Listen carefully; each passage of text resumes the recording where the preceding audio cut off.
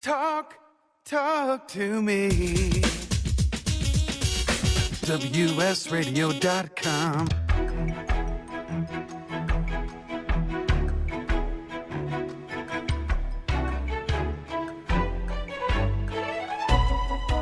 The San Diego Council on Literacy brings you Literacy for All with your host, Jose Cruz. Hello and welcome to the show. I'm Jose Cruz from the San Diego Council on Literacy, and our guest today is Walter Ritter. He is the co-founder and executive director of an organization called Write Out Loud. Welcome to the show, Walter. Well, thank you, Jose. It's great to be here. So glad to have you. You're doing so much work out there in the community that is engaging young people and what I would call the foundation for literacy. So we're going to chat about that work. And we're going to do this one segment, but we've already decided we're going to have you come back and do two more, especially after our audience hears about the work that you're doing. Tell us about Write Out Loud and also your passion, which is Kamishibai. Did I do that right? You actually did that right. You're on a short list. Yeah, very good. Well, Write Out Loud is actually a theater company that my partner, Veronica Murphy, and I started 12 years ago, 2007. So we've just entered our 12th year, our 12th season of doing performances. But it's an unusual theater company in that we don't produce plays generally. One that's on the boards right now that we're sending out to schools. It's all about Henry David Thoreau. That's Thoreau, not Thoreau, but that's a whole nother story. Okay, I've been saying it wrong all these years. We all have. We all have.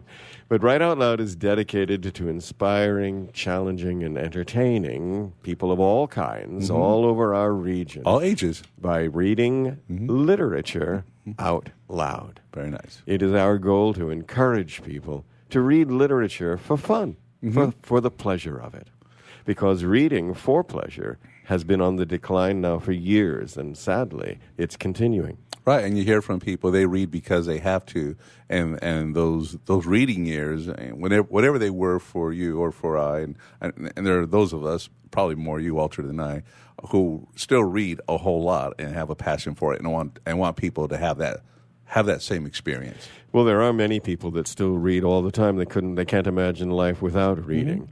But the number of readers is declining. And it's very, very concerning because information brought into one's mind through reading is received differently than information from any other source. If you watch a video and receive in your mind what it has to say, your mind deals with it differently than your mind deals with something that you have just read. And the reading involves many more parts of the brain. Now, I'm not pretending to be a neuroscientist. I'm merely parroting what I've read. And I'm personally convinced that reading is really, really important. Plus, it's a source of tremendous enjoyment. Well, here's the thing, and people who don't read, and we work with a lot of folks who don't read or don't read well or don't enjoy reading or just don't spend the time or make the time to do it. They don't understand, and I think that's what you're describing right now when you say the book was better than the movie. And so I think that's kind of part of what you're communicating. Actually, I think that's a very fair paraphrase, yes. Very good, very good. Now, you're doing something now people in our audience, of course, we're on radio. We have faces made for radio, as we say. But Walter has actually brought in a what do you call this, a display? It's not your display, it's your... This is a Kamishibai theater, or to put it more completely in Japanese, a Kamishibai butai. But if you close up this wooden box, it looks just like a wooden attaché case with a handle. And then when you open it, what it reveals is a miniature proscenium arch theater. And in the frame of that proscenium arch, there is a story. Pictures of a story that are presented by a storyteller. That's the Kamishibai or the Kamishibai storyteller. I should simply say Kamishibai, which is sort of it's an unusual word here, breaks down very easily into English. Kami means paper. Shibai means theater. So it's a paper theater. It's a great description for this. But also, and it looks like a theater. It does. Yes, oh yes, and that's no accident. Mm-hmm. This came into being in the late 1920s in Japan. It was a difficult period economically all over the world then, and many older men in Japan needed a way to make a little cash to take home. And one way many of them found was to deliver these stories, illustrated stories, which they would narrate, usually in a very animated way, providing sound effects and character voices and whatnot. They would mount this theater on the back of their bicycle and then ride it around what were initially working-class neighborhoods of Tokyo, Japan. Mm-hmm. And children learned of their route and when they could expect them to reach a certain street corner or a certain park.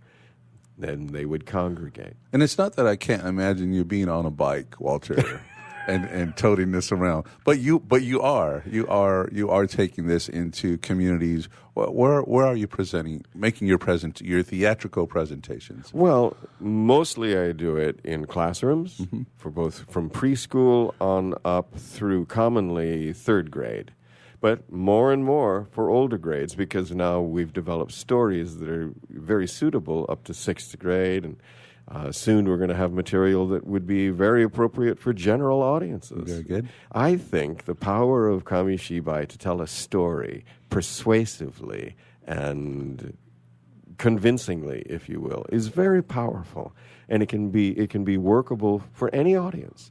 I've used it in retirement homes. Mm-hmm. I read to about 20 different retirement homes a month, just literature, mostly short stories and poetry.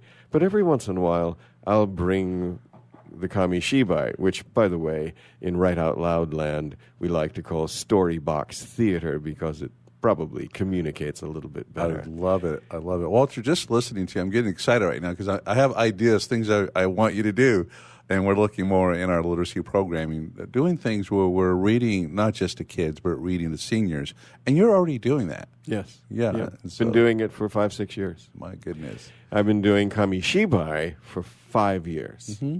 In fact, I had the need recently to figure out how many times I had done a presentation of Kamishibai material, normally which lasts 30 minutes. Mm-hmm. So it's a variety of stories and chatter and conversation with my audience. And I came up with a number which I have to admit is an approximation, but it's around 935, and that was a month or more ago. So now I'm getting close to pushing 950. Soon I'll be celebrating the 1,000th Kamishibai presentation. Well, keep track of those. I will. You know, this is new for a lot of people, and so keep track because I didn't know you had a 12-year history. That's a lot of work that needs to be acknowledged. I had a couple of follow-up questions, but I guess the main one being how I'm going to ask a question, and I think the answer is obvious. But how are the children responding to the paper theater? How are they any different from the Japanese children in the 1920s? So far as I can see, they're not the least bit different.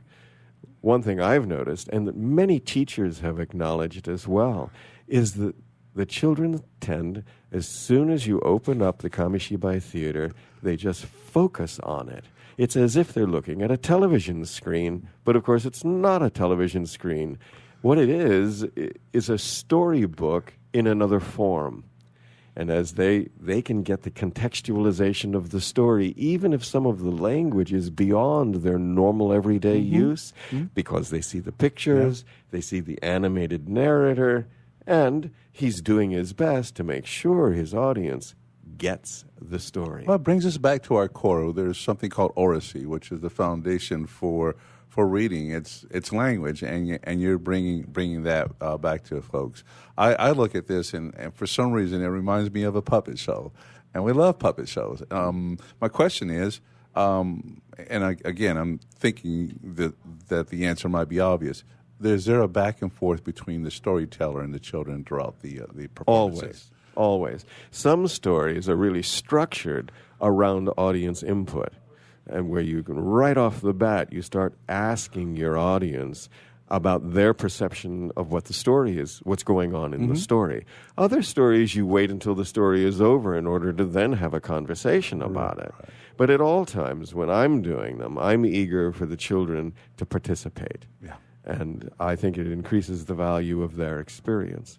On the other hand, there are times when a passage they need to simply hear and absorb the passage, and then we can talk about it. Wow. I mean, you look at what's taking place with flat screens and television and the video games, etc. This is alive. What you're doing, I mean, in a sense, you could say it's primitive, right? Yes. It does go back, but it's alive, and we need more of that. God bless you for your work. I mean, it's just, thank you. You know, we need it so much nowadays, just given that, golly, there's things going on out there where we're giving our, 6-month-old children our flat screens, our smartphones, whatever, to play with, when there's a whole world out there, and you're bringing that back. Yeah, this is good stuff. It's been one of the most rewarding activities of my life. And for an actor no longer young, it has been a wonderful thing, because I get to continue performing. Yeah. And I've enjoyed it much more than I ever would have thought. I want to, we're going to bring you back because we're about ready to wrap up this single segment. But I do want to talk more about your history as an actor, and then what inspired you to do what you have been doing with Write Out Loud. And, of course, and I'm going to practice saying Kamishibai. The good thing about it, it's better, right? It is phonetic, and golly, that's a blessing. Giving a lot of new words out there, I said I'll never learn these. But just been a pleasure to have you, Walter. We're going to bring you back, and hope you've enjoyed your time with us. I have very much. Thanks for having me. Very good. And this has been Literacy for All Radio. We're powered by WS Radio, the worldwide leader in Internet talk. Thank you all for listening.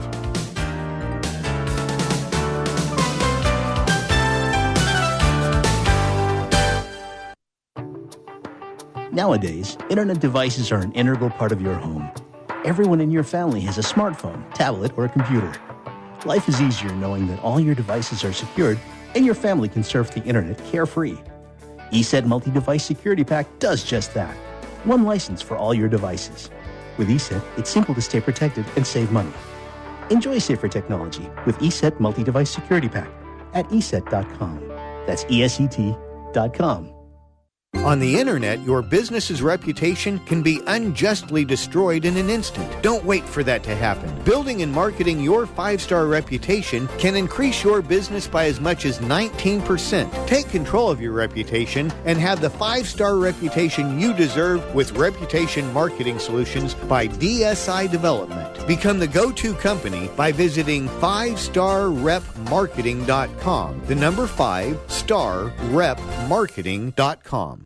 Hey, it's Catherine from Listen Local Radio. Moe's Guitars has proudly served the San Diego music community since 1975. Specializing in guitars, basses, mandolins, banjos, and ukuleles, they buy, sell, trade, and consign. If you're looking for lessons, repairs, accessories, and cool gear, you found the right place. Located in downtown La Mesa Village, stop by and check out their digs or visit moesguitars.com or their Facebook page.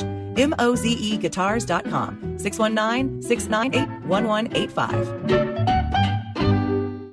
Tired of presentations with no impact, no inspiration, and no traction? Do dull speakers have you and your team disengaged and distracted by smartphones? Christopher McAuliffe brings energy, insights, and 2 decades of experience, delivered with punch, humor, and heart. Your team will leave energized, uplifted, and with a sense of purpose. Visit ChristopherMcAuliffe.com to bring some heat to your next speaking engagement. McAuliffe. ChristopherMcAuliffe.com. Nowadays, internet devices are an integral part of your home. Everyone in your family has a smartphone, tablet, or a computer. Life is easier knowing that all your devices are secured and your family can surf the internet carefree. ESET Multi-Device Security Pack does just that.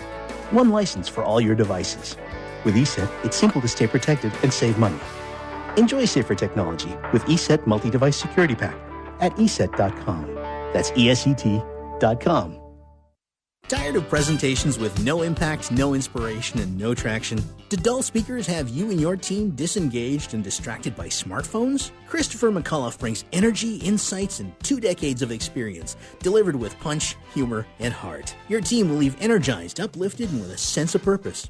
Visit ChristopherMcAuliffe.com to bring some heat to your next speaking engagement. McAuliffe. ChristopherMcAuliffe.com.